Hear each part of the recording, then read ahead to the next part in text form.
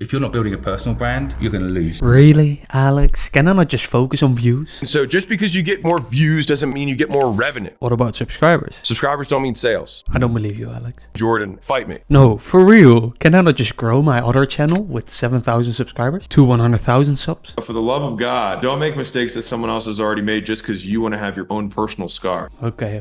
I don't like scars. So then give us the blueprint how we can grow a $100 million brand on YouTube. The people who best monetize an audience do percentage conversion times LTV. Wait, Alex, I don't understand. What do you mean? You're fucking dumb. Come on, Alex. You don't have to say it like that. I've done over $5 million.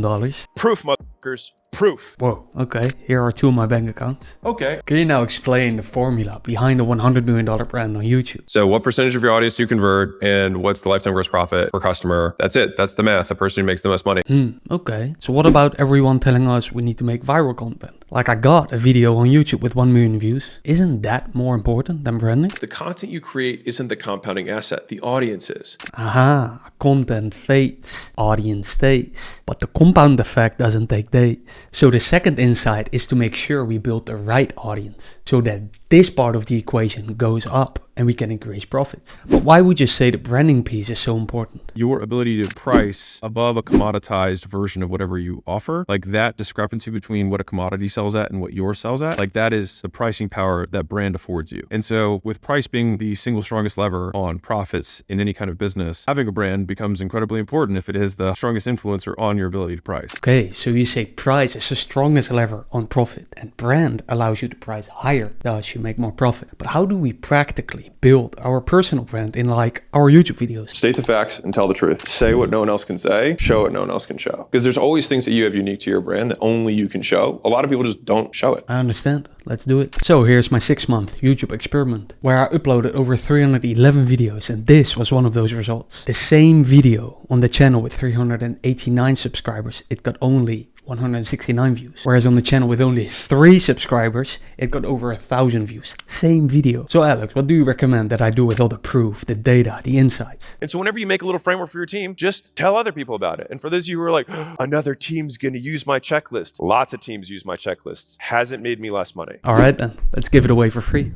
Link below. But Alex, how are you building your brand? If I wear a hat in every video, then people start to associate the hat with me, right? And if I provide value, eventually you can take the hat off and people still associate the value with the hat. Fundamentally, that's what branding is. Okay, so building an effective personal brand is making positive associations at scale. Am I right, Alex? No. Well, Okay, so then what would you say? there are 3 elements to brand. The first is the strength of the influence. When people see me or see a logo or see something, does it change their behavior? And so if we were to go to the etymology of the word, or basically where it first began, branding was like if I branded a cow, right? You brand a cow, it's got a mark on it. The reason for that was because it would change people's behavior. If I saw a cow that didn't have a brand, a cow that did have a brand, I would maybe catch this cow, I would leave it alone, I'd do whatever. But the one that has Rick's logo on it, I might give it back to Rick, or I'd kill Rick or kill the cow if I hate Rick, or I'd steal the cow if I hate. Either way, the brand, I would treat this cow differently than the cow that had no brand. And so brands change behavior at scale. That's why they're so valuable. Okay, so the first element of any personal brand is the strength of its influence. Like you say, brand changes behavior because an unbranded cow may be killed to eat, whereas a cow with a brand on it is likely to be returned to the owner. So then what is the second element of a brand? Donald Trump changes a lot of people's behavior. Now, the next question is that behavior going towards or is it going away? For some people, it's very strongly towards and other people, it's very strongly away, but he changes people's behavior. So he has a strong brand from an influence perspective. The directionality is going to depend on the person. Okay, so if someone who is watching this exact video scrolls down and clicks on the link below to access my Google Sheet with 80 plus free marketing tools that I use daily or weekly, then they are moving towards me, right? What about the third element? By the way, link to the free sheet below, trust me.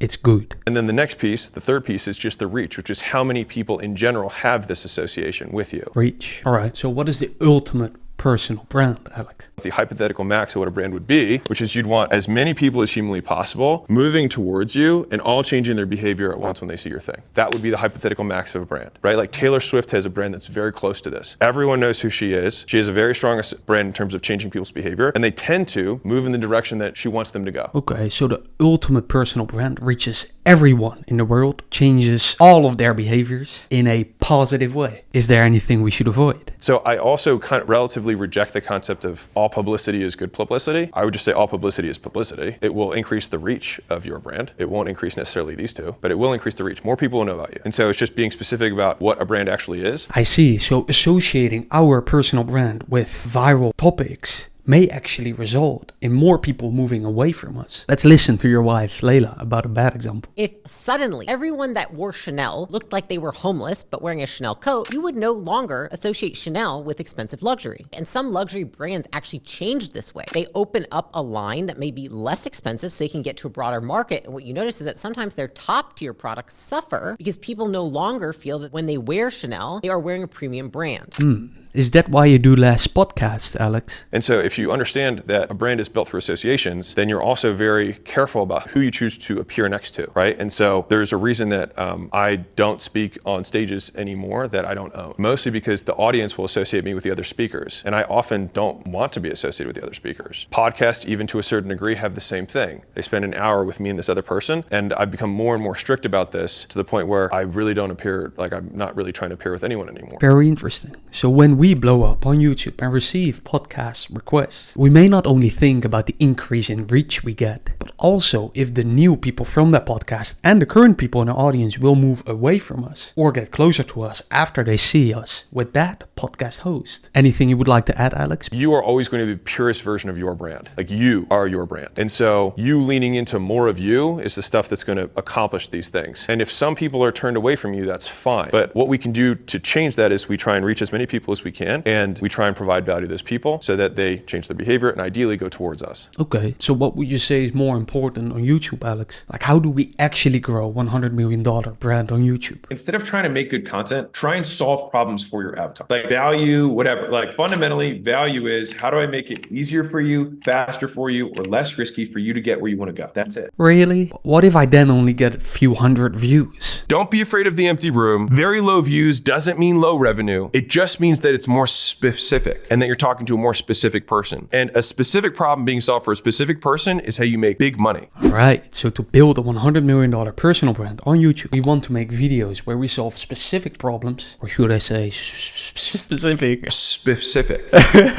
For a specific person, and then maximize the views on that video. Right, Alex? I would highly encourage you to just make the content that gets 40 views, that gets 100 likes, that you know for sure will help a very specific person, because when you do help that very specific person, they will like you a lot more than many people who like you a little bit. And the people who like you a lot are the ones who buy from you. I actually did my 6-month experiment, Alex, to find out the best way to increase views on those specific videos. Specific. This is another result where I posted the same video, 99% the same, on the same day on 2 channels. One with 410 subscribers and it got only 36 views on that channel. And on the channel with only 51 subscribers, it got 506 views. Now, I don't say that is massive, but it is for sure interesting. So if you want to know why and how and just all the data insights that I got from that 6-month experiment, check the link below for free access. And Alex, what should they also not forget? Motherfucker, the reason you built this audience was to direct them somewhere. Like, unless you're just trying to like, the likes ain't cash, views ain't cash. Like, don't forget why you started this. I agree. So what do you recommend to those who currently have a $0 brand? Give up now. For real, Alex, don't you have like a case study or also experiment of someone who has very few followers but actually makes a lot of money? $1 million in profit from less than 6,000 followers. Want to know how she did it? Watch this video next. Talk soon.